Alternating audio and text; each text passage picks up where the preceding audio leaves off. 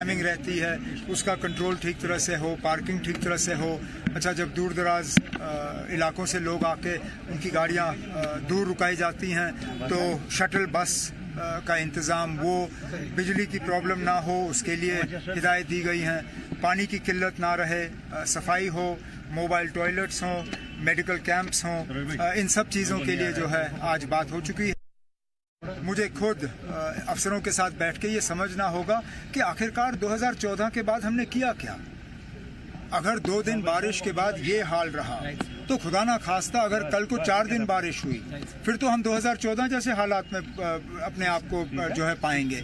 उस वक्त तो हम 6 दिन 7 दिन बर्दाश्त करने के बाद 8वें दिन फट गए। यहाँ तो 2 दिन हमसे मुश्किल से बर्दाश्त हुआ। तो अब ये बड़े दिन निकल जाएं, उसके बाद अफसरों के साथ बैठ के मैं ये जानने की कोशिश करूंगा कि 2014 के बाद हमने क्या किया, जो पैसा आया उसको कहाँ पे इस्तेमाल हुआ, जो फ्लड चैनल में कैरिंग कैपेसिटी बढ़ानी थी वो कहाँ तक बढ़ाया गया, जो जहलम को ड्रेज करके जहलम की कैरिंग कैपेसिटी बढ़ानी थी उसमें हम कहाँ तक कामयाब हुए, और जहाँ कुछ कोताहियाँ रही हैं, जहाँ कुछ खामियाँ रही हैं उन्हें हमें दुरुस्त करना होगा, क्योंकि हर साल इस तरह हम डर डर के रह नहीं सकते।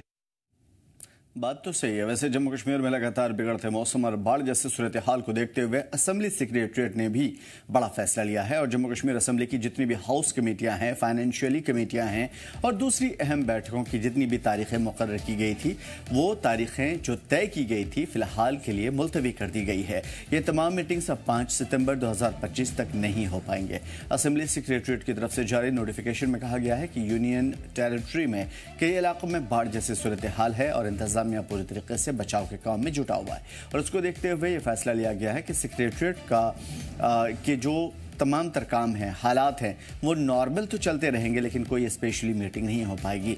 आवाम से भी अपील की गई है कि वो अफवाहों से बचें, सिर्फ ऑफिशियली जानकारी पर भरोसा करें।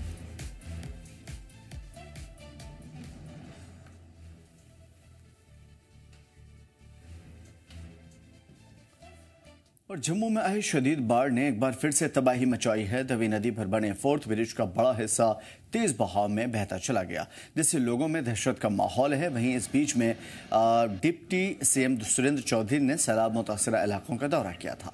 साफियों से बातचीत में उन्होंने कहा कि अफसोस है कि इतना बड़ा नुकसान हुआ, 2014 में भी ऐसा हुआ था और आज इतिहास दोहराया गया। उन्होंने बताया कि सीएम ने तुरंत हाई लेवल मीटिंग की है, मुतल्लिका महकमे के अफसरान से बातचीत की है। मुकामी लोगों का कहना है कि अगर इंतजामिया वक्त रहते कदम उठाता तो शायद इस तरह की तबाही नहीं हो सकती थी। फिलहाल इंतजामिया राहत और बचाव के काम में जुटा हुआ है।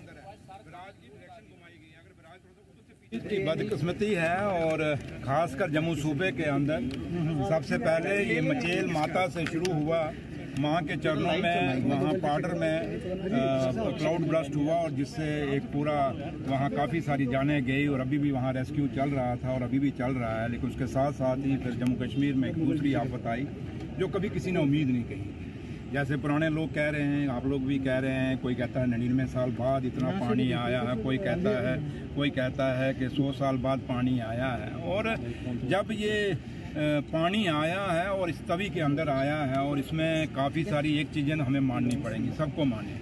हमने खुद इंक्रोचमेंट की, कुछ लोगों ने इंक्रोचमेंट की, कुछ स्मार्ट सिटी वालों ने इंक्रोचमेंट की और उसी इंक्रोचमेंट के कारण तवी बिल्कुल जो तवी का अपना एक बहाव था, तवी का अपना जो एक इसका सिस्टम था, तवी की जो चौड़ाई थी उस चौड़ाई को हमने छेड़छाड़ की। चाहे वो पीछे वाला ब्रिज हो, चाहे अब्दुल्ला ब्रिज हो, चाहे वो तवी ब्रिज हो, चाहे 4th ब्रिज हो। और आज 4th ब्रिज में ये आज तीसरी बार ये नुकसान हुआ है।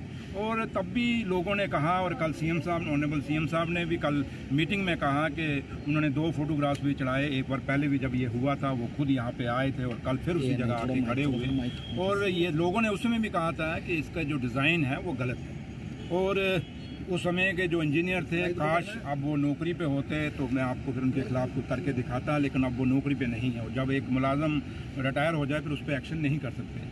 अब जो जितने भी ऑफिसर्स हैं वो नए हैं इस साइट पे, तो उन पे हम क्या कर सकते हैं। लेकिन इतना जरूर मैं कहूँगा आप सबको कि इसकी मैं इंक्वायरी कराऊँगा, क्योंकि मैं इंचार्ज पीडब्ल्यूडी मिनिस्टर हूँ और मेरा डिपार्टमेंट है। मैं नहीं चाहूँगा कि कोई ऐसी कोताही हो जिससे मेरे लोगों को सफ़र करना पड़े। माहौलियाती एक्सपर्ट्स ने इस बात पर गहरी चिंता जताई है कि अगर कश्मीर के दरियाओं खासतौर पर दरियाई झेलम की हिफाजत के लिए अब भी संजीदगी से कदम नहीं उठाया गया तो आने वाले वक्त में हालात बेहद संगीन हो सकते हैं। उनका कहना है कि लोग जिस तरीके से दरियाओं, नालों और झीलों में बेझिझक कूड़ा कचरा और प्लास्टिक फेंकते हैं वो न सिर्फ इनकी फितरी रवानगी को रोक रहा है बल्कि पानी के बहाव को बदलकर रिहायशी इलाकों की तरफ इसका रुख मोड़ देता है। यह वजह है कि थोड़ी सी बारिश की वजह से सैलाबी सूरत हाल पैदा हो जाती है। हालांकि बारिश और बाढ़ जैसे माहौल में ये बात राहत देने वाली रही कि दरिया के किनारे बने तटबंधों में से भी कई जगह पे शगाफ देखने को नहीं मिले। इसके साथ ये भी साफ होता है कि सरकारी महकमों खासतौर पे सिंचाई और फ्लड कंट्रोल डिपार्टमेंट ने अपने फ़र्ज़ को ईमानदारी से अंजाम दिया है, मगर माहिरीन का मानना है कि ये सब कुछ तब तक पायदार नहीं हो सकते जब तक अवाम इस मुहिम का हिस्सा नहीं बन जाते। भी इस तरह के वाक़यात होते हैं, जब इस तरह की सिचुएशंस होती है, यहाँ पे ब्लेम गेम चलता है। सरकार ने क्या किया है, पिछले 10 सालों में क्या हुआ है, क्या करना चाहिए।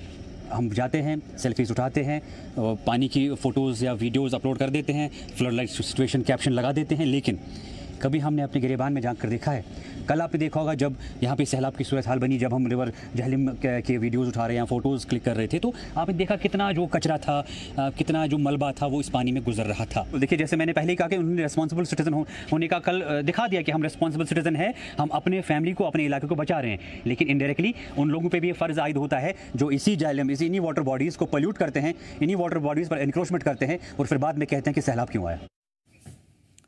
रामबन जिले में बीते दिनों जबरदस्त बारिश की वजह से चिनाब नदी का पानी उफान पर आया और बाढ़ की सूरत हाल पैदा हुई।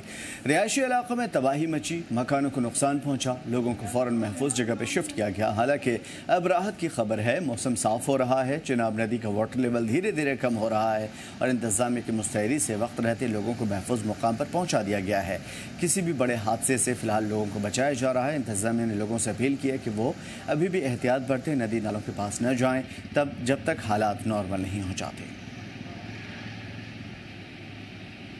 इस वक्त मैं मैत्रा के इलाके में मौजूद हूँ और मेरे पीछे जो ये चिनाब नदी है, इस वक्त ये जो है खतरे के निशान से ऊपर जब बह रहा था, जब बहुत तेज़ बारिशें हो रही थी, लगातार 2-3 दिन से जो बारिशें हुई थी, पूरे जम्मू डिवीज़न में जो है काफ़ी ज़्यादा नुकसान है। तो ज़िला रामबन भी जो है यहाँ मैत्रा के इलाके में जो रिहायशी मकान है 10 से 12 घर, उनको नुकसान हुआ और ये चिनाब नदी खतरे के निशान से ऊपर बह रहा था। और आप अंदाज़ा लगाए, जहाँ पर इस वक्त मैं मौजूद हूँ ये बस्ती है, इस बस्ती में खड़ा हूँ और ये मेरे पीछे जो चिनाब नदी जो वहाँ से जा रही है, ये चिनाब नदी अब अंदाज़ा लगाए कितना ऊपर आया है और जितने घर है इस साइड में सब घरों के अंदर पानी घुस गया, मिट्टी कीचड़ जो है, और काफ़ी ज़्यादा यहाँ पे जो दुकान थे या रिहायशी घर थे उन सब को जो है भारी नुकसान उठाना पड़ा।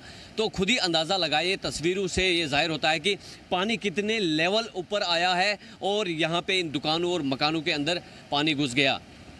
मैं खुर्शीद अहमद, जी मीडिया के लिए रामबन मैत्रा से। मैं खुर्शीद अहमद, रामबन चिनाब नदी से। जम्मू कश्मीर में खराब मौसम को देखते हुए the directorate of school education Jammu ने जम्मू डिवीजन के सभी स्कूलों को 30 अगस्त तक के लिए बंद रखने का ऐलान किया है। ऑर्डर के मुताबिक जम्मू डिवीजन के सभी सरकारी और प्राइवेट स्कूल 30 अगस्त 2025 तक बंद रहेंगे। दरअसल जम्मू के कई स्कूल सैलाब की जद में हैं और स्कूलों में पानी भरा हुआ है। बहुत सी जगह पर रोड की हालत बेहद खराब है। साथ ही सैलाब और लैंडस्लाइड के खतरे को देखते हुए एजुकेशन डिपार्टमेंट ने तलबा और स्कूल स्टाफ की सेफ्टी को लेकर के फैसला लिया है। एजुकेशन डिपार्टमेंट ने ये लोगों से मांग की है। साथ ही डिपार्टमेंट ने स्टाफ से अपील की है कि हर मुमकिन सूरत हाल में सभी क्लासेस को ऑफलाइन ली जाए। खासतौर पर 9वीं और 12वीं की जो क्लासेस हैं वो ज़रूर ऑफलाइन ली जाए।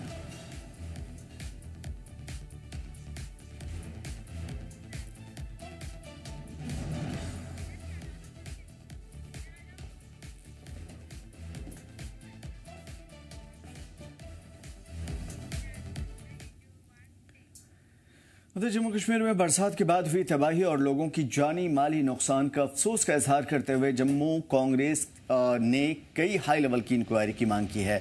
जम्मू कश्मीर कांग्रेस कमेटी के चीफ स्पोक्स पर्सन खासतौर पर रविंद्र शर्मा ने कहा है कि रेड अलर्ट के बाद भी यात्रियों को भवन की ओर जाने की इजाजत क्यों दी गई। श्राइन बोर्ड के ऊपर पूरी जांच होनी चाहिए। कांग्रेस ने कहा कि जिन ठेकेदारों ने खराब पुल या हल्की क्वालिटी के सामान बनाए, पुल बनाए, वो कुदरती आफात में बह गया है तो इसके ऊपर इंक्वायरी क्यों नहीं। ऐसे में अगर क्वालिटी वर्क को लेकर के अगर किसी भी तरह का कसूरवार पाया जाता है तो उस पर फौरी कार्रवाई करनी चाहिए।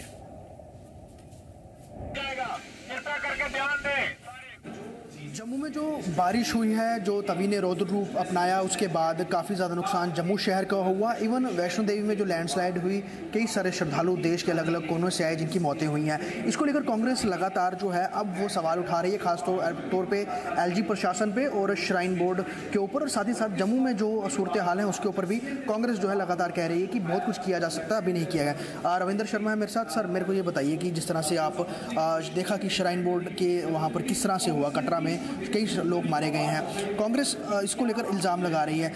अलर्ट के बाद भी यात्रा नहीं रोकी गई, लगता है बहुत बड़ी एक गलती जो है या फिर वो एक वहाँ पर मिस्टेक हुई है वहाँ पर। देखिए, कुल मिला के 41 लोग जो है वो उनकी जान गई है। ये जो पिछले 2-3 दिन की बारिशों और तूफान, हम मानते हैं कि बहुत अनप्रेसिडेंटेड बारिश और तूफान सैलाब आया, लैंडस्लाइड भी हुई और कई चीज़ें रोकी नहीं जा सकती थी, कहीं डैमेज हुआ और कई मौतों को शायद रोका नहीं जा सकता। लेकिन जो चीज़ें पता था, सरकार दूसरों को तो हाई अलर्ट कर रही थी, सरकार खुद कहाँ अलर्ट हुई। अगर उनको पता था कि वहाँ हज़ारों श्रद्धालु आते हैं, वहाँ लैंडस्लाइड, बरसात और इसमें नुकसान हो सकता है, तो ये इल्ज़ाम नहीं है, ये लापरवाही का सीधा सीधा एक सबूत है कि आपको 2 दिन पहले यात्रा रोकनी चाहिए थी। आपको देश भर में अलर्ट करके कहना चाहिए था, क्योंकि जम्मू कश्मीर उसकी जद में था और जम्मू सूबा था।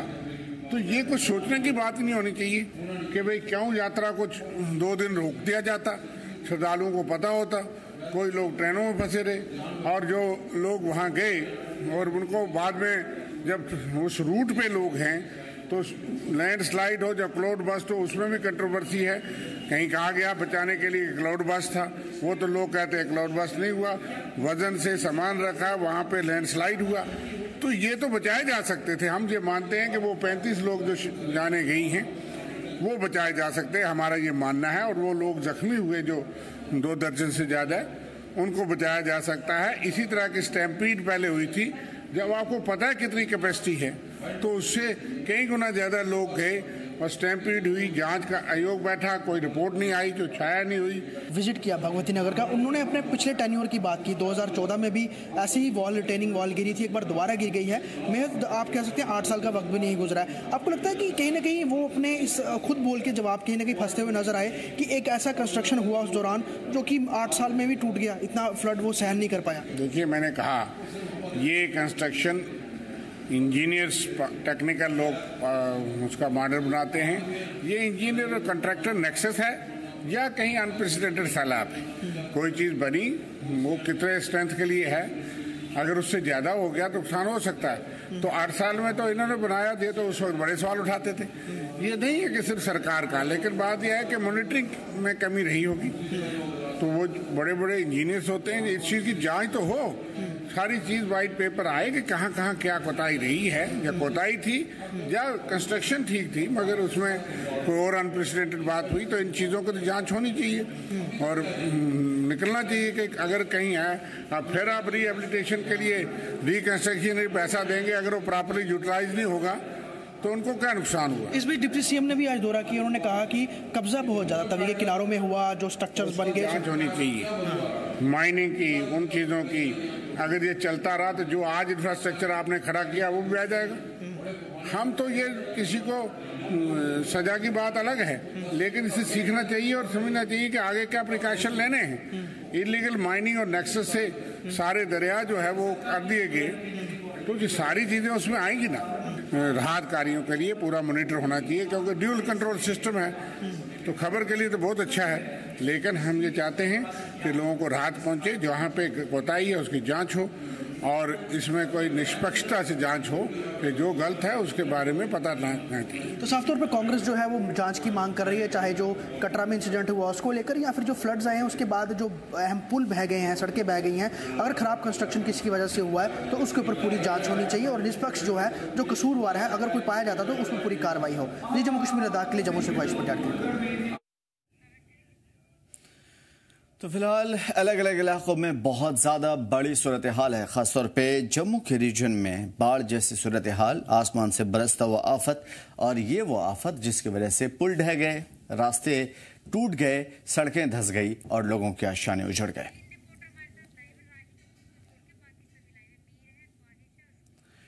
अलग अलग इलाकों की अगर मैं बात करूं तो सीधा सीधा इस वक्त जो सिचुएशन है वो दोनों जगह पे स्थिति 3 दिनों से लगातार खराब चली आ रही है। इसका खमियाजा आने वाले कितने दिनों तक जम्मू कश्मीर के लोगों को भुगतना पड़ेगा ये मुझे नहीं मालूम, लेकिन सीधा आपको लिए चलते हैं ग्राउंड रियलिटी दिखाने के लिए। मीर हमारे साथ जुड़े हुए हैं श्रीनगर से, ख्वाहिश हमारे साथ जम्मू से जुड़े हुए हैं और शुभम हमारे साथ कटरा से जुड़े हुए हैं। मीर आपकी तरफ से शुरू करेंगे क्योंकि हम देख पा रहे हैं एनडीआरएफ एसडीआरएफ की जो टीम है वो लगातार जेहलम के किनारे और आसपास में नजर आ रही हैं, तैयारियां की जा रही है। क्या सूरत हाल है श्रीनगर और आसपास? वेल डेफिनेटली इसमें कोई शक नहीं है कि अगर हम देखें तो रिवर जेहलम की जो सतह है उसमें काफी कमी नजर आ रही है। करीबन हम 1 से 2 फीट तक की अभी बात कंफर्मली कह सकते हैं कि 2 फीट कम जो है इस वक्त रिवर जेहलम अभी बह रहा है। हालांकि कल इस तरह की सूरत हाल नहीं थी। कल हमें करीबन जो डेंजर मार्क है यानी कि 21 फीट जो कि रामवंशी बाग के पास मेजर किया गया था ऑलरेडी सरपास कर चुका था जो वाटर लेवल था रिवर जेहलम का।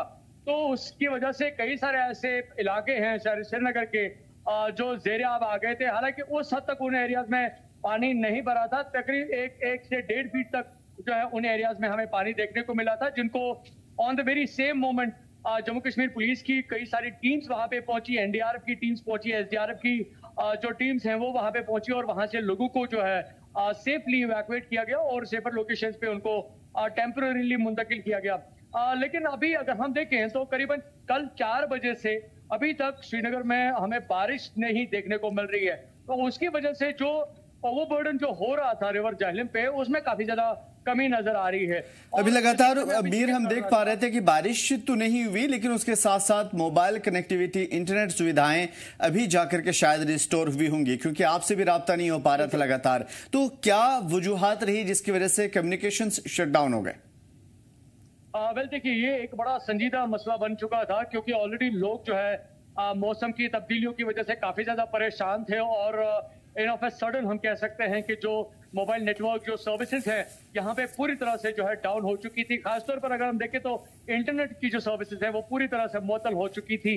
करीबन अगर हम देखें तो सबसे पहले जो है जियो का नेटवर्क जो है यहाँ कश्मीर में रिस्टोर हुआ क्योंकि रिपोर्ट्स के मुताबिक बताया जा रहा था कि जिस तरह से मौसमी सूरत हाल तब्दील हुई है, कई ऐसी लोकेशंस हैं जो जहां से जो फाइबर लाइंस जिनके थ्रू ये कम्युनिकेशन की जो सर्विसेज जो है जम्मू कश्मीर में वारिद होती हैं वो लाइन जो है काफी ज्यादा जो है डिस्कनेक्ट हो चुकी थी क्योंकि कई सारी पहाड़ी लोकेशंस जो है जहाँ पे मड स्लाइड्स हुए थे, लैंड स्लाइड्स हुए थे, उनकी वजह से जो टावर्स जो है वो मुतासिर हुए थे और खासतौर पर जो स्टेशंस हैं जहाँ से इन मोबाइल नेटवर्क की जो प्रोवाइड की जो सर्विसेज जो है वो यहाँ पे पहुंचाई जाती है, ये स्टेशन काफी ज्यादा मुतासिर हुए थे। जो नेटवर्क्स जो है जिन टावर्स के थ्रू यहाँ पे पहुंचाया जाता है, उन फाइबर लाइंस की अगर हम बात करते हैं, वो फाइबर लाइन जो है कई सारे ऐसी लोकेशन जो है वहां पे डिस्कनेक्ट हो गई थी, जिसकी वजह से जम्मू कश्मीर में हमें जो है एक लार्जर लेवल पे हमें यहाँ पे कम्युनिकेशन का जो डिसरप्शन जो है वो देखने को मिला था। लेकिन एज ऑफ नाउ करीबन जितने भी यहाँ पे नेटवर्क्स जो है वो धीरे धीरे करते जो है अभी रिस्टोर हो रहे हैं। इनफैक्ट अगर हम 5G स्पीड की बात करें तो उस तरह की सूरत हाल अभी नहीं बनी है। लेकिन हाँ ये जरूर है कि चाहे हम जियो की बात करें या भारत संचार निगम लिमिटेड की बात करें, BSNL की बात करें, एयरटेल की बात करें, तो लगातार जो है इसमें कंटिन्यूसली एफर्ट्स किए जा रहे हैं जिससे जो फुल ऑन जो यूजुअल जो नेटवर्क जो है जम्मू कश्मीर का जो है उसको रिस्टोर वापस किया जाए। लेकिन कहीं ना कहीं पे जो सूरत हाल जो है अभी धीरे धीरे करते करते अभी जो है पटरी पे आ रही है और ये पूरी तरीके से नहीं आई। बिल्कुल इसके हवाले से मज़ीद अपडेट आपसे लूंगा। शुभम भी हमारे साथ है, ख्वाहिश भी। शुभम, सबसे पहले तो नए ख्वाहिशात और ढेर सारी संवेदनाएं, क्योंकि अभी हम देख पा रहे हैं कि बड़े पैमाने पर तबाही हुई कटरा में, खासतौर पर मुल्क भर से आए हुए श्रद्धालु इसकी चपेट में आए। अभी क्या सूरत हाल है क्योंकि अब इल्जाम तराशियों का दौर चल रहा है? बिल्कुल अमीर, इसमें कोई शक नहीं है कि जो मां वैष्णो देवी के दर्शन के लिए आए हुए श्रद्धालु थे उनके साथ इतना बड़ा हादसा यहाँ पर पेश आया। मैं बात विस्तार से बताऊं तो परसों की बात है जब इस का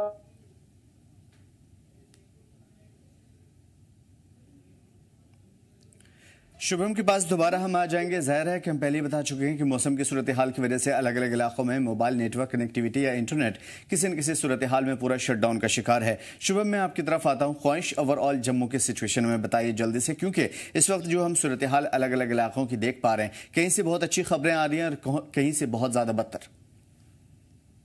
बिल्कुल आमिर, अगर मैं देखूं तो जैसे जैसे मौसम साफ हो रहा है तो यकीनन तस्वीरें खुलती हुई नजर आ रही हैं। बड़ी सारी वीडियोस जो लोगों ने बनाई थी, क्योंकि इंटरनेट प्रॉपरली नहीं चल पा रहा था तो बहुत सारे इलाकों से बड़ी सारी वीडियोस सामने नहीं आ पा रही थी। लेकिन अब जैसे जैसे इंटरनेट रिस्टोर हो रहा है तो लोग वीडियोस अपलोड कर रहे हैं, तो पता चल रहा है कि किस तरह की त्रासदी, किस तरह की तबाही जो है वो जम्मू कश्मीर में और खासतौर पर जम्मू संभाग की बड़ी नदियों ने जो है मचाई है। लेकिन सबसे ज्यादा जो तबाही मचाने वाली नदियां हैं उसमें तवी सबसे आगे है। तवी के बाद उज नदी जो है उसने बड़ा नुकसान पहुंचाया है। रावी नदी ने बहुत नुकसान पहुंचाया। हालांकि रावी नदी का पानी बाद में बढ़ा है। रावी नदी हिमाचल से होकर आती है और ज्यादातर भी हिमाचल के पार्ट से गुजरती है, जम्मू कश्मीर के बॉर्डर लिंक से निकलती है ये।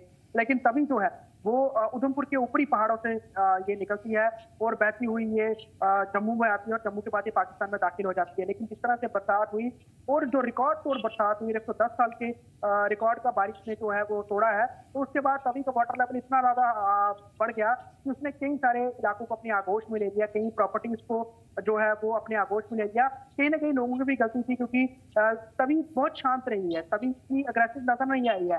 2014 में इस सदी में लोगों ने तभी का इतना ज्यादा पानी देखा था और लोगों को लगा था अभी एक बार होगा, शायद कभी ऐसा नहीं होगा। लेकिन किसी को ये नहीं पता था कि ठीक 10-11 साल बाद ऐसी सिचुएशन आएगी और इससे भी ज्यादा भयावह स्थिति बन जाएगी।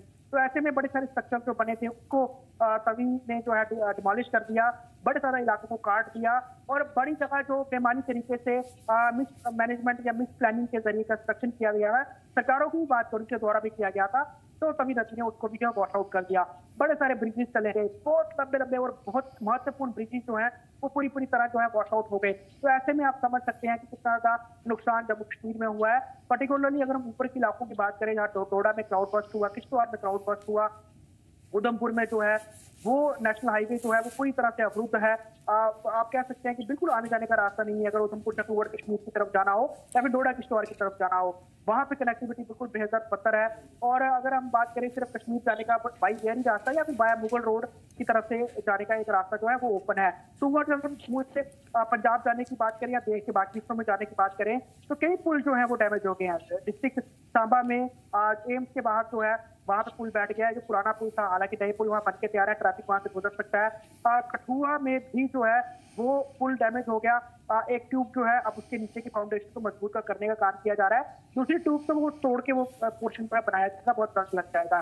तो ट्रैफिक पठानकोट की तरफ से वाया तो वहां से जो है डाइवर्ट किया गया है किसी इलाके से, वो जम्मू कश्मीर में एंटर हो सकता है, बड़ा घूम करके वो रास्ता आता है। उस रास्ते पर ट्रैफिक को डाइवर्ट किया गया है। जो मुख्य जम्मू माधोपुर को पंजाब को जोड़ने वाला ब्रिज है रानी के ऊपर, वो डिमोलिश हो गया, वो टूट गया है, वो भी वक्त लगेगा ठीक होने पर। आप कह सकते हैं कि कनेक्टिविटी की मार पड़ी है। और सबसे बड़ी बात, कश्मीर तक रसद जो है आपको बताऊंगा भाई ट्रक के जरिए पहुंचती है। और एक चीज और मैं एडिंग कर दूं, रेलवे का ट्रैक, क्योंकि रेल जो है वो जम्मू से उधमपुर, उधमपुर से कटरा और कटरा के बाद जो है कश्मीर जा रही है, तो कटरा से कुछ ही किलोमीटर पहले रेल ट्रैक का जो एक हिस्सा जो है वो वॉश आउट हो गया है। तो ट्रेन जो है कुछ दिन या आई डोंट नो मे भी महीना भी लग सकता है, अगर बड़ी कोशिश की तो उससे पहले भी हो सकता है। कि जो वीडियो दिखी है उससे लग रहा है कि नीचे के पोर्शन को कंप्लीट करना पड़ेगा, तभी यहाँ पे वो जो है वो ट्रैक जो द्वारा जो है तैयार किया जाएगा। तो कश्मीर में अब ट्रेन के जरिए भी जो है माल ढुलाई वो माल नहीं पहुंच सकता, ट्रक वैसे ही नहीं जा रहे हैं, बीच में कहीं फंसे हुए हैं। तो कश्मीर की कनेक्टिविटी को बहुत ज्यादा नुकसान पहुंचेगा। जो स्टॉक में सामान है, सबसे पहली बात है कि वही लोगों को बड़ा ध्यान से बचत करके चलाना होगा, क्योंकि अब रोड कनेक्टिविटी कब खुलेगी, कब माल जो है वो कश्मीर तक पहुंचेगा, ये सबसे बड़ा चैलेंज है। हालांकि अलग अलग जगहों पर जो है वो कंस्ट्रक्शन कंपनियां हाईवे को दुरुस्त करने में लगी हैं, लेकिन क्योंकि 29 अगस्त तक रेड अलर्ट था, वो रेड अलर्ट को येलो अलर्ट में बदल दिया गया है। लेकिन इन फ्यूचर अगर फिर बरसात होती है तो कई जगह हाईवे अप्रूव हो सकता है। लेकिन अगर देश के बाकी हिस्सों से जम्मू माल लाने की बात करें, क्या जम्मू तक तो ट्रेन चल रही है, तो आप कह सकते हैं कि गुड ट्रेन के जरिए यहाँ पे किसी भी तरह का माल जम्मू तक पहुंच सकता है, लेकिन कश्मीर तक पहुंचाना या डोडा किश्तवाड़ तक पहुंचाना बहुत बड़ा चैलेंज है। बिल्कुल बड़ी बात है और इसके हवाले से भी हम आपसे जानने की कोशिश करेंगे। शुभम हमारे साथ दोबारा जुड़ गए। शुभम, सूरत हाल क्या अपडेट चाहिए सबसे पहले? बिल्कुल आमिर, मैं आपको स्टार्टिंग से बताऊं तो 34 श्रद्धालुओं की यहाँ पर परसों हादसे में मौत हो गई थी। लगातार जिस तरीके से रेस्क्यू ऑपरेशन किया कल सुबह शुरू हुआ था, उसके बाद एक बार फिर डेथ का आंकड़ा जो है वो बढ़कर 34 हो गया था। उसके बाद आज की बात करूं तो आज तीसरा दिन है। माता वैष्णो देवी की यात्रा को स्थगित लगातार बोर्ड प्रशासन के द्वारा किया गया है। उनका यही कहना है कि जब तक मौसम नहीं साफ हो जाता तब तक अब श्रद्धालुओं को भवन में जाने की अनुमति नहीं दी जाएगी। इसी के साथ मैं आपको ये भी बताऊं तो आज लोगों के द्वारा काफी ज्यादा कड़ा विरोध स्वयं बोर्ड प्रशासन के खिलाफ भी किया गया। लोगों का कहना था कि जब पहले ही 48 घंटे का चेतावनी जो है वो मौसम विभाग के द्वारा दी गई थी, हाई अलर्ट दिए गए थे, उसके बाद भी स्वयं बोर्ड के द्वारा इस तरीके की यात्रा को क्यों नहीं स्थगित किया गया था। हाल ही में अगर मैं बात करूं तो थोड़े दिन पहले किश्तवाड़ में भी इतना बड़ा हादसा हुआ था, उसके बाद भी स्वयं बोर्ड को क्यों इस चीज को लेकर सबक नहीं हुआ। इस चीज को लेकर लोगों में काफी ज्यादा रोष भी था। वहीं अगर मैं परिजन की बात करूं, जो मृतक के परिजन है उन्हें जम्मू जीएमसी में उनको वहां पे कुछ उस तरीके की फैसिलिटीज जो चाहिए थी वो करवाने के लिए स्वयं बोर्ड के द्वारा कोई नहीं वहां पर भी मिल रहा था। जरूर जीएमसी के लोग वहां पे थे, एडमिनिस्ट्रेशन वहां पे थी, पर यात्रियों भी कहीं ना कहीं स्वयं बोर्ड से जरूर नाराजगी जताते हुए भी नजर आ रहे थे। हम यानी कि साफ है कि जो सूरत हाल है वो बहुत ज़्यादा डेंजरस हुई थी, लेकिन अभी फ़िलहाल इन तमाम तर चीज़ों पे काबू पाने की कोशिश चल रही है। हालांकि सियासी तौर पे भी हालात ख़राब हैं। श्रीनगर के अलावा बाकी जो वादी के अजला हैं, ज़ाहिर है कि हमने किश्तवाड़ में भी बादल फटते हुए देखा था मीर, और उसके बाद वहाँ पे अमवात का सिलसिला, लाशें निकालते हुए लोगों की वो तमाम तर कहानियाँ आपने दिखाने की कोशिश की। मैं समझने की कोशिश करूँगा कि वादी के और कौन कौन से ज़िले हैं जहाँ से झेलम या दूसरी नदियाँ गुजरती है और वहाँ की क्या सूरत हाल है, क्योंकि शहर से बाहर हटकर एक बड़ी आबादी रहती है। बिल्कुल, अगर आप देखें तो सबसे पहला जो इनिशियल पॉइंट था वो हमें साउथ कश्मीर में देखने को मिला था, और डेफिनेटली अनंतनाग इससे काफी ज्यादा सफर कर चुका है। नॉट ओनली हम देखें तो जो दूर दराज इलाके जो है साउथ कश्मीर के, बल्कि जो अगर आप सेंटर अनंतनाग की भी बात करें तो कई सारी ऐसी बिल्डिंग्स जो थी जिनके अंदर जो है पानी घुस चुका था, और आपने देखा होगा कि हायर ऑफिसर्स जो है वहां पे लोगों को इवैक्यूएट करने की कोशिश कर रहे थे, और जहां पे एक वक्त पे जो है ट्रांसपोर्ट चलता है यानी कि गाड़ियां चल रही थी, वहीं पे हमें एनडीआरएफ या एसडीआरएफ के जो रेस्क्यू बोट्स जो है वो तैरते हुए नजर आए, उनकी जो टीम जो है लोगों को उन लोकेशन से बाहर निकालती हुई नजर आई। तो ये एक इनिशियल पॉइंट था जहाँ पे सबसे पहले जो कश्मीर डिवीजन में जो है हिट हुआ था कोई लोकेशन। तो उसके बाद अगर हम देखें तो जो एक हाई टेंसिटी जो एक बन चुकी थी फ्लड के हवाले से, वो सेकंड ऑन यहाँ श्रीनगर की सूरत हाल देखने को मिल रही थी, क्योंकि श्रीनगर जो है पूरे कश्मीर का जब हम देखते हैं तो ये एक मोस्ट डाउन पॉइंट नजर आता है, जहाँ पे अक्सर जो है जब भी पानी की जो सतह जो है वो झेलम नदी में बढ़ जाती है तो सबसे पहले जो है कहीं ना कहीं पे श्रीनगर इफेक्ट होता है। तो यही एक बड़ा रीजन है कि आपने देखा होगा कि लगातार जितनी भी मशीनरीज जो थी वो कंसर्न थी कि जो गेजिंग यहाँ पे मीटर आउट की जा रही है, यानी कि यहाँ पे नापी जा रही है श्रीनगर में, वो काफी ज्यादा इम्पैक्टफुल रह सकती है। ना सिर्फ वो साउथ कश्मीर को असर कर सकता है, इम्पैक्ट डाल सकते हैं, बल्कि साथ साथ जो नॉर्थ कश्मीर है वहां पे भी उसका इफेक्ट जो है देखने को मिल सकता था।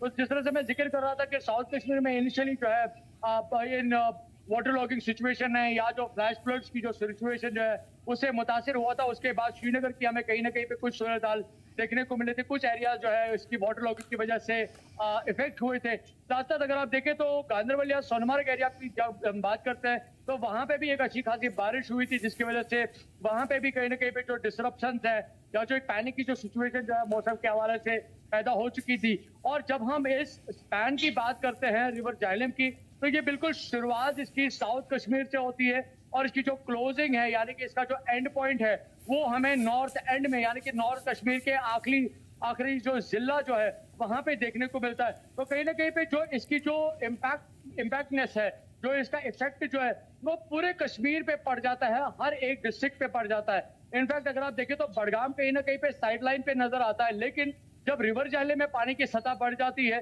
तो जो इन डिस्ट्रिक्ट्स की जो छोटी मोटी जो ट्रिब्यूटरीज होती है, कैनाल्स जो होती है, उनकी ऑटोमेटिकली वाटर लेवल जो है वो हाई हो जाती है, और उसकी वजह से जो दूर दराज के जो इलाके रहते हैं इन डिस्ट्रिक्ट्स के जो कि रिवर झेलम से थोड़े बहुत दूरी पे डिस्टेंट है, वहां पे भी जो है पानी की सतह बढ़ जाती है और लोकल एरियाज में उसका इम्पैक्ट जो है वो देखने को मिलता है। आपने देखा बिल्कुल, तो यानी कि ये साफ तौर पे आप कह सकते हैं कि जो सिचुएशन है आने वाले दिनों में वर्ष होने के चांसेस कम हैं और उसके लिए प्रिपेयर्ड टीम तैयार हो चुकी है और मुमकिन है कि जो वादी के अलग अलग इलाके हैं, हॉटस्पॉट है, वहां पे वो सूरत हाल ना हो जो जम्मू में देखा। शुक्रिया आमिर तमाम तरह अपडेट्स के लिए। ख्वाहिश में आपकी तरफ आऊंगा। देखिए, स्कूल के बारे में हमें जरूर बताइए, हॉस्पिटल के बारे में जरूर बताइए, और ये भी बताइए कि आने वाले दिनों में रिकवर होने में जम्मू रीजन को कितना टाइम लग सकता है, क्योंकि जिस तरीके से तस्वीरों के जरिए आपने ग्राउंड से हमें दिखाई है उससे साफ जाहिर है कि बहुत टाइम लगेगा। लेकिन फिर भी चूंकि आप ग्राउंड पे हैं तो हमें स्कूलों, हॉस्पिटलों और रिकवरी के बारे में खास तौर पे पॉइंट आउट करिए। आमिर, अगर हम प्रॉपरली स्ट्रक्चर्स की बात करें तो बड़े सारे स्ट्रक्चर्स जो है डिमोलिश हुए हैं। मेनली जो सबसे ज्यादा टाइम लगता है वक्त बनने में, वो क्योंकि रोड कनेक्टिंग सबसे इम्पोर्टेंट है। हर कहीं पे भी जाना है, आपकी सड़कें जो है वो बेहतर होनी चाहिए। ऐसे में जो पुल गए हैं, उस पुल बनाने में बहुत वक्त लगेगा। हालांकि जो तवी का 4th ब्रिज है उसको अब कनेक्ट करने के लिए आर्मी को आगे लाया गया है, और आर्मी की मैकेनिकल विंग जो है वो एक बैली ब्रिज जो है वो बनाई, यानी कि सड़क का एक हिस्सा तो बह गया है और जम्मू की लाइफलाइन माना जाता है, और जो बाकी प्रमुख ब्रिज है उन पर लोड कम करता था भक्ति नगर ब्रिज। तो ऐसे में उस पे एंटर करने का जो मुख्य मार्ग है वही पूरा ढह गया है। तो उसको जोड़ने के लिए सबसे पहले इनिशियल काम किया गया। जम्मू कश्मीर सरकार ने कहीं ना कहीं सेना से मदद मांगी है, तो सेना ने एक बैली ब्रिज बना करके एक ट्यूब जो है, क्योंकि 4 लेन ब्रिज है, तो एक ट्यूब को यानी कि बोथ साइड 2 लेन को कनेक्ट करने के लिए एक बैली ब्रिज के लिए आज मैपिंग कर दी है, और यकीनन शायद कल से जो है उसको काम होना शुरू हो जाए। यकीनन अगर वो बैली ब्रिज बन जाता है तो कहीं ना कहीं एक हिस्से से दूसरे हिस्से तक लोगों की आवाजाही शुरू हो सकती है। कहीं ना कहीं जो लोड मुख्य तवी विक्रम चौक ब्रिज पे पड़ा है वो कम हो सकता है, और खासतौर पर इस पुल बंद होने से पूरे शहर में आवाजाही जो है वो बहुत ज्यादा मुश्किल हो जाएगी, बड़े ज्यादा ट्रैफिक जैम होंगे। इसके अलावा अगर हम बात करें जम्मू का सिजड़ा रोड जो है, जो कि पैंतीसी से सिजड़ा को कनेक्ट करता है, म्युनिसिपलिटी एरिया ही है, और यही रास्ता जो है एक अहम जम्मू के पुराने रास्ता जो टूवर्ड कश्मीर की ओर जाता था उसका ही ऑल्टरनेट रास्ता था, और बड़ा कन्वीनियंट था, इजी था। तो यहाँ पर भी मल्टीपल जगहों पे लैंडस्लाइड हुई है। मशीनरी उससे हटा रही है मलबे को, लेकिन जितना मलबा, जितना पहाड़ नीचे आए हैं, लगता नहीं है कि 1-2 दिन में खुलेगा। उसमें भी बहुत वक्त लग सकता है। यानी कि सिजड़ा का जो इलाका या नगरोटा का इलाका है, जिन्हें जम्मू आने के लिए महज 15 से 20 किलोमीटर का दायरा तय करना पड़ता था, अब उन्हें जो है 23 किलोमीटर का चक्कर लगा के आना पड़ सकता है। इसके अलावा और बड़े सारे दूसरे इलाके हैं। अगर हम ऊपर के इलाकों की बात करें, वहां भी कई सड़कें वॉश आउट हो गई हैं, उनको बनाने में वक्त लगेगा। पर्टिकुलरली अगर हम हेल्थ इंफ्रास्ट्रक्चर की बात करें तो बड़ी जगह जो है अस्पतालों में पानी घुस गया, पुलिस स्टेशनों में पानी घुस गया, तो वहां भी अब जो है कई जगह जो इमारतें खराब हुई हैं उसका भी निरीक्षण करना होगा, कितनी इमारतें सेफ हैं, क्योंकि कई बिल्डिंग बड़े पुराने वक्त से बनी हुई हैं। तो अब जैसे पानी लगता है, उसकी फाउंडेशन में पानी लगा है, पानी खड़ा रहा है, तो मलबा टकराया है, तो उससे जमीन जो बिल्डिंग है वो कमजोर पड़ जाती है। तो ऐसे में बड़ी सारी बिल्डिंग्स को जो है अब उनकी क्वालिटी चेक देखना होगा, कितनी सुरक्षित है, कितनी असुरक्षित है, उसके बाद ही इसको लेकर किया जाएगा। जम्मू का ही एक इलाका है एयरपोर्ट से कुछ किलोमीटर आगे, 3 से 4 किलोमीटर आगे, वहां पर कई घर डूब गए थे। सुकौस यूनिवर्सिटी वहां पर है, जहाँ से लगभग 150 बच्चों को रेस्क्यू किया गया था सेना द्वारा। वहां पर भी पूरे इलाके में पानी भर गया। जम्मू का बॉर्डर इलाका है आरसपुरा, वहां पानी भर गया। अगर मैं मड़ की बात बताऊं, परगवाल की बताऊं, जो कि आपको बताऊं कि इंटरनेशनल बॉर्डर के ऊपर है, वहां सड़कें बह गई हैं। लोग कहीं फुट पानी में यानी कि गर्दन तक पानी में चल के जा रहे तो दूसरे इलाकों तक पहुंच पा रहे हैं। तो बहुत बुरी हालत है। हालांकि प्रशासन तरफ से राशन जो है वो वितरित कर रही है। अब कोशिश कर रही है कि जो लोग बहुत ज्यादा फ्लड अफेक्टेड हुए हैं उनको एक तो शेल्टर दिया जाए, दूसरा खाने की चीजें दी जाए, ताकि जब तक वो अपने घरों की सफाई ना हो, जहाँ मलबा वहां से ना निकले, या कई जगह लैंडस्लाइड हुई है, जब तक रास्ते ना खुले तब तक लोगों को राशन पानी खाना जो है वो दी जाए। केंद्र की तरफ से यहाँ पर एनडीआरएफ की अतिरिक्त टीमें जो है वो पहुंचाई गई हैं। कल भी विशेष विमानों से एयरपोर्ट के यहाँ पर एनडीआरएफ की टीमें पहुंची हैं, और जहां जहां उनको जरूरत होगी वहां एनडीआरएफ की टीमें जाएंगी। एसडीआरएफ की टीमें भी काम करेंगे। आप कह सकते हैं कि मल्टीपल तरीके से यहाँ पर बचाव का काम भी किया जा रहा है, लेकिन जो सूरत तभी ने बिगाड़े हैं उसको दुरुस्त करने के लिए बहुत वक्त लग जाएगा। कई सारी परियोजनाएं थी यहाँ पर। सीवरेज ट्रीटमेंट प्लांट के प्रोजेक्ट के तहत यहाँ पे बहुत सारा नया कंस्ट्रक्शन हुआ था सीवर को लेकर, वो सारा वॉश आउट हो गया हुआ है। इसके अलावा कई सारे टूरिस्ट पॉइंट थे, वो वॉश आउट हो गए हुए हैं। वहाँ पानी इतना ज्यादा बड़ा था, 40 फुट पानी की हाइट थी। आप समझ सकते हैं कि जम्मू की क्या हालत हुई है, उधमपुर के पीछे क्या हालत हुई है, और जम्मू के आगे की जो ग्रामीण इलाके हैं वहाँ की क्या हालत हुई है। हालांकि वहाँ की तस्वीरें नहीं आई हैं, लेकिन जो तस्वीरें जितनी भी आई हैं वो बताती हैं कि सड़कों को रिपेयर करने पे बहुत वक्त लग जाएगा, पुल बनाने पे बहुत वक्त लग जाएगा, और जो हालात जम्मू के हुए हैं, कई 100 करोड़ का नुकसान हुआ है, केंद्र से विशेष पैकेज भी जम्मू कश्मीर को मिलना चाहिए। इस बीच सियासी पार्टी कांग्रेस जो सबसे बड़ा दल है, देश की विपक्षी पार्टी, उसने सवाल उठाए हैं, चाहे वो जो लैंडस्लाइड कटरा में हुई उसमें लोग मरे हैं उसके ऊपर। बिल्कुल, तो ये आप कह सकते हैं साफ तौर पे कि जो सूरत हाल है ख्वाहिश यकीनन इस चीज़ से उभरने में टाइम लगेगा। और दूसरी चीज़ है कि जो अलग अलग तरह की सूरत हाल को आपने बताया है उस चीज़ में आने वाले दिनों में उस चीज़ को आइडेंटिफाई करना थोड़ा सा आसान हो पाएगा। शुक्रिया तमाम तर बेहतरीन अपडेट्स के लिए, तमाम तर मालूमात के लिए। कामरान भी हमारे साथ जुड़े हुए हैं और शुभम भी हमारे साथ जुड़े हुए हैं। कामरान, क्या सूरत हाल है? क्योंकि जो तस्वीरें आपने दिखाई हमें वो थोड़ी बहुत नहीं बल्कि बहुत ज़्यादा भयावह थी। अब उन इलाकों की क्या सूरत हाल है और उसके बाहर परे उन इलाकों में जो फ्लड जोन घोषित किए गए थे या फिर हसास माने जा रहे थे? बिल्कुल आमिर, जो फ्लड्स यहाँ पर पिछले 2 दिनों में देखे गए और पिछले 37 साल के बाद ये फ्लड्स जो हैं खित्ते चनाब में देखे गए और इन फ्लड्स ने जितना नुकसान किया, सड़कें जो हैं वो पूरी तरह से डैमेज हो चुकी हैं। NH-244 जो जम्मू श्रीनगर राष्ट्रीय राजमार्ग है वो पूरी तरह से डैमेज हो चुका है। मल्टीपल लोकेशंस पर ये पूरा स्ट्रेच जो है इसका जम्मू श्रीनगर नेशनल हाईवे का कई जगह पर डैमेज हो चुका है। सड़कें जो है वो खिसक चुकी हैं। डोडा जिला की बात करें तो यहाँ पर डोडा से भद्रवा जो सड़क राब्ता है वो भी भाला के करीब सेनाई में जो है वो खिसक चुका है और आज उसे टेम्परेरली जो है उसे रिज्यूम किया गया। छोटी गाड़ियों के लिए जो है ट्रैफिक की आवाजाही को छोड़ दिया गया है। और साथ ही साथ जो अंदरूनी इलाके हैं जिला डोडा के, जो रूरल एरियाज हैं वहां पर काफी नुकसानात हुए हैं। मैं घरों की बात करूं, रेजिडेंशियल हाउसेस की बात करूं, गवर्नमेंट इंस्टीट्यूशंस या गवर्नमेंट की जो बिल्डिंग्स हैं, जितने भी डिपार्टमेंट्स की बिल्डिंग, करीबन 16 बिल्डिंग्स को नुकसान पहुंचा है। इसके अलावा एक जो है अनफॉर्चुनेटली यहाँ भद्रवा में एक मकान जो गिर गया, उसकी वजह से एक 13 साल बच्ची की भी मौत हो गई। इसके अलावा 3 और लोगों की जिला डोडा में मौत हो गई। 2 लोग जो है फ्लड्स में बह चुके हैं। तो काफी भयानक हालात जो है इन फ्लड्स ने पूरे जिला डोडा यानी कि पूरे खित्ते चनाब में और जम्मू रीजन में भी जो है वो क्रिएट किए। और इस वक्त जो सूरत हाल है, जो अब 2 दिनों के बाद आज जब मौसम खुशगवार रहा तो पूरी की पूरी एडमिनिस्ट्रेशन इसमें जो है लगी हुई है कि वो पूरा डैमेज को जो है वो एसेस कर रही है। हालांकि मोबाइल नेटवर्क की कनेक्टिविटी जो है वो अब तक रिस्टोर नहीं हो पाई है प्रॉपरली और कुछ घंटों तक रिस्टोर हो जाती है और उसके बाद फिर से जो है मोबाइल इंटरनेट सर्विसेज और मोबाइल नेटवर्क सर्विसेज दोनों जो है वो सस्पेंड हो जाती हैं।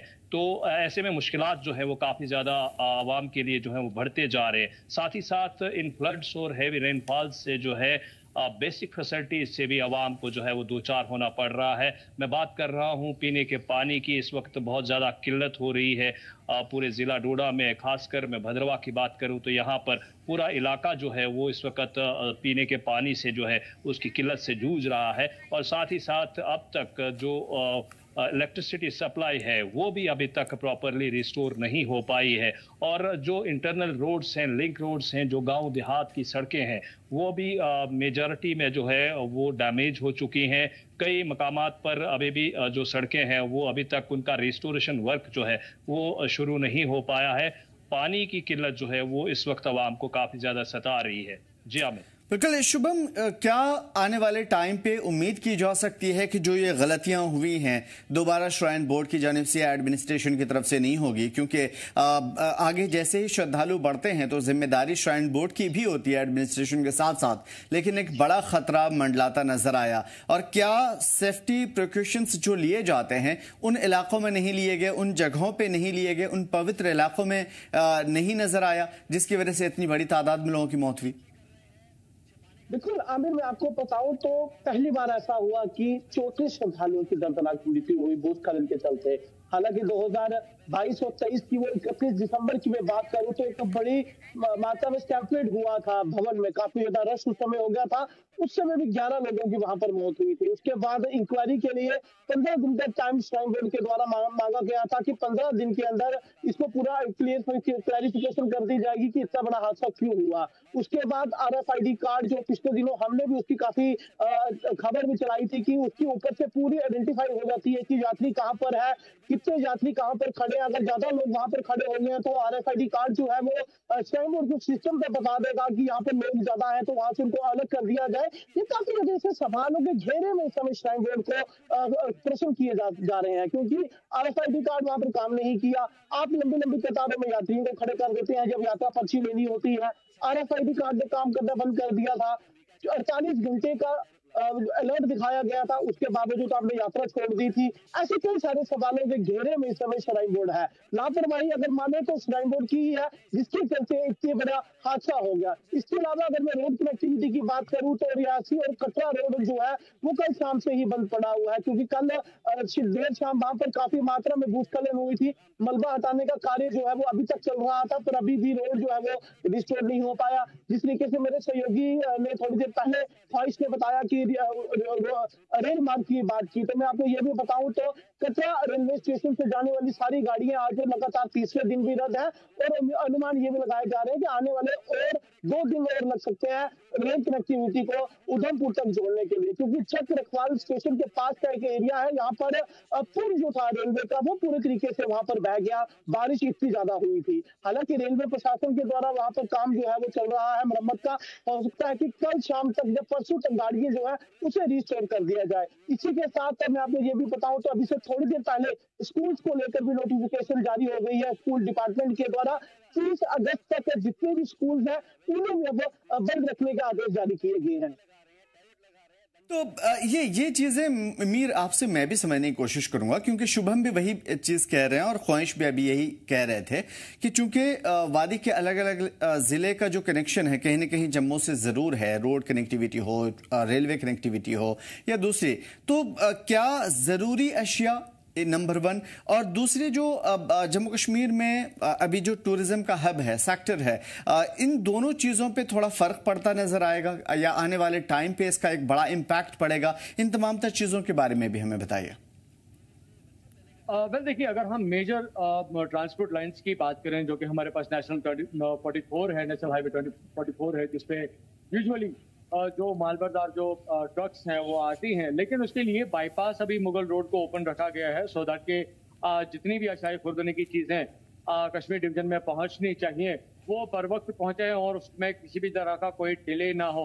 ऑब्वियसली जब मौसमी सूरत हाल डिस्टर्ब रहते हैं तो उसके लिए एडवाइजरी जब जारी की होती हैं तो ऑब्वियसली जो भी लोग यहाँ पे आते हैं तो वो उस चीज़ को लेकर काफ़ी ज़्यादा कॉशियस रहते हैं कि किस तरह की सूरत हाल वहाँ पे होगी। जिस चीज़ को लेकर वो अपना टूर प्लान कर रहे हैं क्या वो चीज़ें उनको वहाँ पे दस्तियाब होंगी या नहीं होंगी, क्योंकि आप किसी प्लेजेंट लोकेशन पे जा रहे हैं लेकिन वहीं पे अनप्लेजेंट सूरत हाल है तो ऑब्वियसली वो पूरा टूर प्लान को जो है वो खराब कर देता है। तो ये जाहिर है कि जो अभी कहीं ना कहीं पे जो टूरिज्म सेक्टर है वो इस सिचुएशन से किसी हद तक जो है मुतासिर होगा जब तक कि यहाँ पे जो सिचुएशन जो है वापस पटरी पे नहीं आती है। लेकिन मैं जिस तरह से कह रहा था कि as compare to Jammu Kashmir में उस तरह की जो है बदतर सूरत हाल नहीं देखने को मिली है। जो फ्लड की जो सिचुएशन थी वो ग्रेजुअली अभी वापस नॉर्मलाइज हो रही है और जो दूर दराज के जो इलाके हैं, चाहे हम किसी भी टूरिज्म स्पॉट की बात करें, जिस तरह की वहाँ पे सूरत हाल बनी थी उन चीज़ों को जो है एक्टिवली राउंड द क्लॉक जो है उन पे काम करके जो है उन सभी चीज़ों को ठीक करने की कोशिश की जा रही है। लेकिन जिस तरह से जम्मू की जब हम सिचुएशन देखते हैं तो वहाँ पे ऑब्वियसली एक लंबा समय लगेगा सभी चीज़ों को उस सूरत हाल में लाने के लिए जिस तरह से जिसे हम मामूल के तौर पर कहते हैं। लेकिन कश्मीर में शायद उतने एफर्ट्स लगाने की अभी शायद उतनी एडमिनिस्ट्रेशन को या गवर्नमेंट को ज़रूरत नहीं पड़ेगी, क्योंकि यहाँ पे इतनी वेदर की जो डिस्टर्बेंस जो है या उसका जो इफेक्ट जो है यहाँ की लोकेशंस पे उस हद तक नहीं पड़ा है जिस हद तक जो है जम्मू में सूरत हाल बिगड़ी हुई है। तो ये जरूर कह सकते हैं कि एक मिनिमल लेवल पे टूरिज्म को अगर वेदर के साथ रिलेट करते हैं तो किसी हद तक जो है एक मिनिमम पोर्शन जो है वो इफेक्ट होगा। लेकिन ग्रेजुअली जिस तरह से सूरत हाल अभी बेहतर बन रहे हैं, जिस तरह से आज भी हमने काफी ज्यादा एक पॉजिटिव सिचुएशन जो है खासतौर पर देखी वेदर की चेंज को लेकर या जो रिसीडिंग लेवल जो है खासतौर पर रिवर झेलम की, तो उसे ऑब्वियसली शायद ये 1-2 दिनों का ऐसा मसला रहेगा। तो लेकिन उसके बाद जो है वापस वही मामूल के हालात हमें यहाँ पे देखने को मिल सकते हैं, बशर्ते कि मौसम की जो सूरत हाल है वो बिल्कुल बेहतर बन जाती है। क्योंकि रिवायती मौसम के साथ अगर टूरिज्म चलता है तो उसमें कहीं पे कोई दिक्कत नहीं होती है, क्योंकि यहाँ पे रिवायती टूरिज्म भी एक शाय मानी जाती है। जो समर्स के अलग शायकीन हैं वो अलग लुत्फ उठाने के लिए आते हैं। जो विंटर्स, जो बर्फ का नज़ारा उठाने के लिए होते हैं, उनकी एक अलग चॉइस होती है। जो ऑटम में यहाँ पे आते हैं, उनकी एक अलग चॉइस होती है। तो इसी तरह से कश्मीर में भी रिवायती तौर पर जो सीजनल टूरिज्म जो है वो भी देखा जाता है, उसमें कहीं पे कोई शक नहीं है। लेकिन ये जो बीच में डिस्प्लेसमेंट्स होती हैं, क्लाइमेटिक चेंजेस हो जाती हैं, वेरिएशंस आ जाती है, उसकी वजह से एट मिनिमल लेवल जो है टूरिज्म इफेक्ट होता है, लेकिन वो लॉन्ग रन पे कोई इतना नहीं होगा। बिल्कुल, बहुत ही खूबसूरत बात कही आपने। भद्रवा की भी अगर हम बात करते हैं या डोडा की बात करें, क्योंकि सारी चीजें शुरू वहां से होती हुई नजर आई थी, क्लाउड बस्ट वगैरह की खबरें, फिर जो पुराने इलाके हैं, यात्राएं हैं, उन पे थोड़ा असर पड़ता हुआ नजर आया, और सड़क की हालत बिल्कुल ऐसी नजर आई जैसे यहाँ पे कभी किसी जमाने में सड़क रही होगी। शायद इस तरह की तस्वीरें हमने देखी आपके थ्रू। मैं आपसे समझने की कोशिश करूंगा कि पूरे आसपास का जो इलाका है भद्रवा, डोडा और आसपास के अजला, यहां पे सूरत हाल ठीक होते होते कितना समय लग जाएगा, और अभी फिलहाल इंतजामिया का क्या चल रहा है? बिल्कुल आमिर, जो भयानक तस्वीरें जिला डोडा और किश्तवाड़ के लोगों ने पिछले 2 दिन में देखी, ये शायद ही कभी जो है यहाँ के लोग भूल पाएंगे। और 37 साल बाद जब इतना भयानक फ्लड आया और हर नदी नाले में जब पानी जो है वो डेंजर लेवल से काफ़ी ऊपर बह रहा था, इसके चलते अब तक जो इंतज़ामिया की जानिब से जो अभी तक असेसमेंट ली गई है, अब तक कई मकानात की ऐसी रिपोर्ट्स आ रही हैं जो डैमेज हो चुके हैं, और साथ ही साथ इस वक्त सड़कों का काफी ज्यादा बुरा हाल है। जैसे कि आपने अभी बताया कि जो क्लाउड बर्स्ट हुए, हालांकि इतने भयानक नहीं हुए, क्लाउड बर्स्ट 3 से 4 रिपोर्ट हुए जिला डोडा में, और इसमें से 2 क्लाउड बर्स्ट जो हैं वो भद्रवा में रिपोर्ट हुए, और साथ ही साथ 2 क्लाउड बर्स्ट जिला डोडा के भलेसा इलाके में रिपोर्ट हुए। हालांकि इन क्लाउड बर्स्ट से कोई जानी नुकसान या माली नुकसान तो नहीं हुआ, लेकिन सैलाब जैसी सूरत हाल से बढ़ते पानी की जो सतह थी, उससे अब तक जो है करीबन 26 ऐसे स्ट्रक्चर हैं जो सैलाब में जो है वो बह चुके हैं, और साथ ही साथ लोगों में इस वक्त जो है डर और खौफ का माहौल अभी भी है। जैसा कि आज हमने देखा, आज 3 रोजा मेला पट शुरू हुआ, वहां पर लोगों की उस मेले में इतनी ज्यादा कमी थी जो पिछले 30 या 25 सालों में मैंने कभी नहीं नोटिस किया। तो ये बताना बड़ा मुनासिब है कि इस वक्त इंतजामिया जो है वो पूरी तरह से कोशिशें कर रहा है कि जितना भी डैमेज जिला डोडा और किश्तवाड़ में हुआ है उनको प्रॉपरली एसेस किया जा रहा है, और जो टेलीकॉम आउटेज जो हुआ, जो मोबाइल इंटरनेट सर्विसेज जो मुअत्तल रही, मोबाइल नेटवर्क सर्विसेज जो मुअत्तल रही, उसके चलते जो है इन डैमेजेस को एसेस करने में काफ़ी ज़्यादा मुश्किलात का सामना जो है इंतज़ामिया को करना पड़ रहा है। हालांकि कोशिशें ये की जा रही हैं जितनी भी रोड्स डैमेज हुई हैं उन्हें प्रायोरिटी पर पहले रिस्टोर किया जाए, और साथ ही साथ जो इलाके इस वक्त, आपने जो यात्रियों की बात की, मैं एक बात बताना बड़ा इंपॉर्टेंट समझता हूं कि मनीमेस यात्रा जो भद्रवा वाया चंबा रोड से जो है यात्री यहां से जाते हैं, इस वक्त भी जो है भद्रवा के पदरी पास पर जो है, जो भद्रवा चंबा इंटरस्टेट रोड पर पदरी पास पड़ता है, वहां पर 43 मनीमेस यात्री जो है वो फंसे हुए हैं, क्योंकि रोड दोनों तरफ से बंद हो चुका है, हिमाचल वाली साइड से भी बंद हो चुका है, और साथ ही साथ भद्रवा वाली साइड से भी करीबन 10 जगह पर स्लाइड्स आए हुए हैं। तो यात्री वहां 43 ये नंबर्स बताए जा रहे, जो आर्मी सोर्सेज से मुझे अभी तक खबर मौसूल हुई है, और उन तक आर्मी जो है खाने पीने की अशियाएं जो है वो उन तक पहुंचाने की कोशिश कर रही है, और इस वक्त इन रोड्स के डैमेज होने की वजह से यात्रियों को भी जो है मुश्किलात का सामना है। बिल्कुल, बहुत सारी जगह पे ऐसी सिचुएशन है। उम्मीद है कि जल्द से जल्द ये प्रॉब्लम सॉल्व होंगी, लोगों को राहत मिलेगी। शुक्रिया कामरान, शुभम आपका भी, और मीर तमाम तर बेहतरीन मालूमात, आप तीनों हजरात का बहुत बहुत शुक्रिया। तो फिलहाल जो जम्मू कश्मीर की सूरत हाल है, ग्राउंड से आपने समझने की कोशिश की, और हमारे नुमाइंदे हर उस इलाके में मौजूद नजर आए जहां पे किसी भी तरह की सूरत हाल बिगड़ी, अपनी जान को खतरे में डालकर। तो फिलहाल जम्मू कश्मीर की सूरत हाल बदलती हुई और बेहतर होती हुई नजर आ रही है ओवरऑल, लेकिन वक्त लगेगा इन तमाम तर चीजों से उभरने में। फिलहाल इस बुलेटिन में इतना ही, हमें दीजिए इजाजत। देखते रहिए जी जम्मू कश्मीर लद्दाख।